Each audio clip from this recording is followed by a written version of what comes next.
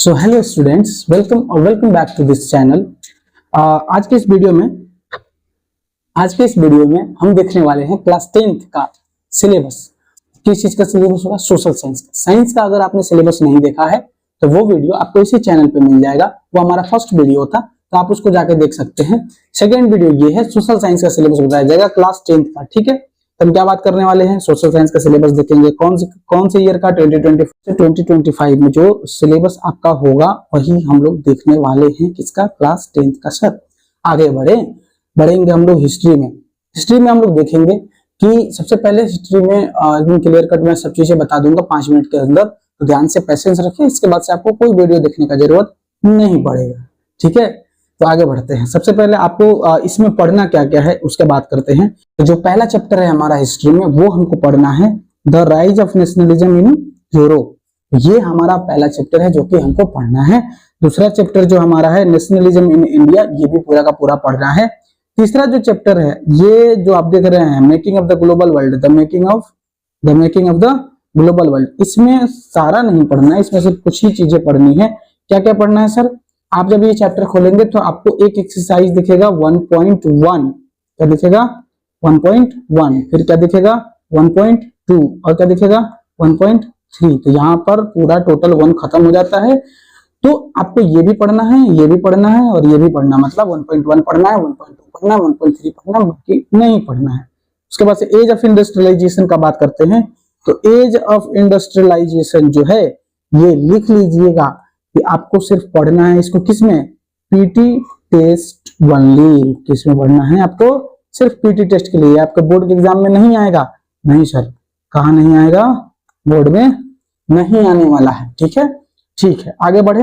चौथा चैप्टर जो है हमारा पांचवा मतलब तीसरा ही बोलेंगे क्योंकि सारा तो कट ही गया। तो चौथा चैप्टर है हमारा print culture in modern world है। ठीक है, print culture in modern world आपको पढ़ना है तो पढ़ना है। ठीक है, टोटल कितना चैप्टर हो गया सर? बात करते हैं। पहला पढ़ना है, दूसरा पढ़ना है, तीसरा 1.1, 1.2, 1.3 सिर्फ पढ़ना है और पांचवा पढ़ना है। मतलब 3-3.5 चैप्टर लगभग आपके इसमें बच जाते हैं हिस्ट्री में।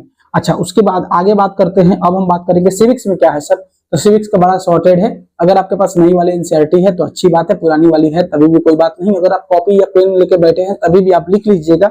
इसमें आपको पावर शेयरिंग पढ़ना है, फेडरलिज्म पढ़ना है, डेमोक्रेसी, अगर आपके पास पुराना एनसीईआरटी होगा तो डेमोक्रेसी एंड डाइवर्सिटी पढ़ना है, जो कि नए वाले एनसीईआरटी में नहीं है और अभी के सिलेबस में भी नहीं है। तो आपको डेमोक्रेसी एंड डाइवर्सिटी से कोई मतलब नहीं रखना है। जेंडर, रिलीजन एंड कास्ट पढ़ना है। फिर एक और पुराना एनसीईआरटी अगर आपके पास होगा तो उसमें लिखा होगा पॉपुलर स्ट्रगल एंड मूवमेंट्स, वो आपको नहीं पढ़ना है। ठीक है, नए वाला एनसीईआरटी में तो होगा भी नहीं है। ठीक है, पॉलिटिकल पार्टी आपको पढ़ना है और आउटकम ऑफ डेमोक्रेसी पढ़ना है। चैलेंजेस टू डेमोक्रेसी नहीं पढ़ना है। पुराना एनसीईआरटी में चैलेंजेस टू डेमोक्रेसी होगा, नए वाला में तो होगा भी नहीं। ठीक है, तो आपको कौन कौन सा चैप्टर पढ़ना है? Power sharing, federalism, gender, religion and caste, उसके बाद से क्या है? पॉलिटिकल पार्टीज और आउटकम ऑफ द डेमोक्रेसी। ये पांचों चैप्टर आपको पढ़ना पड़ेगा। ठीक है, सिविक्स खत्म, आगे बढ़ते हैं। अब कहां जाएंगे हम लोग? एक ज्योग्राफी में बड़ा आसान है सब चीज। ज्योग्राफी में आराम से देख लेंगे हम लोग क्या क्या है। सबसे पहला है आपका रिसोर्सेस, अरे यार हाँ, सबसे पहला है आपका रिसोर्सेस एंड डेवलपमेंट पढ़ना है। उसके बाद से फॉरेस्ट एंड वाइल्ड लाइफ पढ़ना है, वाटर रिसोर्सेज पढ़ना है, एग्रीकल्चर पढ़ना है, मिनरल एंड एनर्जी रिसोर्सेज पढ़ना है, मैन्युफैक्चरिंग इंडस्ट्रीज पढ़ना है। लास्ट जो अगर आपको दिख रहा होगा 7th नंबर चैप्टर, इसको सिर्फ आप लिख लीजिएगा कि इससे सिर्फ 1 नंबर का सवाल आएगा और वो भी क्या आएगा? Map work. लीजिए, खत्म के टेंशन। इससे क्या आएगा? सिर्फ मैप वर्क आएगा, बाकी कुछ भी नहीं आएगा। तो ये आपका ज्योग्राफी अब मेरे ख्याल से खत्म हो चुका है। अब हम बढ़ेंगे इकोनॉमिक्स के तरफ। इकोनॉमिक्स में ध्यान से देखिएगा। इकोनॉमिक्स में आपको पढ़ना है डेवलपमेंट, सही बात है। दूसरा पढ़ना है sector for the Indian economy, अब sector of the Indian economy पढ़ना है।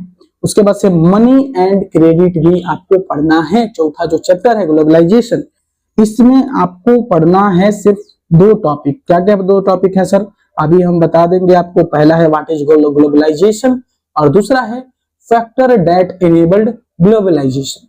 खैर, दोनों टॉपिक मैं आपको अभी दिखा देता हूं। फिर कस्टमर राइट्स आपको, कंज्यूमर राइट्स आपको नहीं पढ़ना है। ठीक है, कंज्यूमर राइट्स नहीं पढ़ना है। क्या था चैप्टर 4 में? व्हाट इज ग्लोबलाइजेशन सिर्फ आपको पढ़ना है और factor that have enabled globalisation आपको पढ़ना है। तो इस तरीके से आपका पूरा का पूरा जो है सिलेबस SST का पता हो जाता है।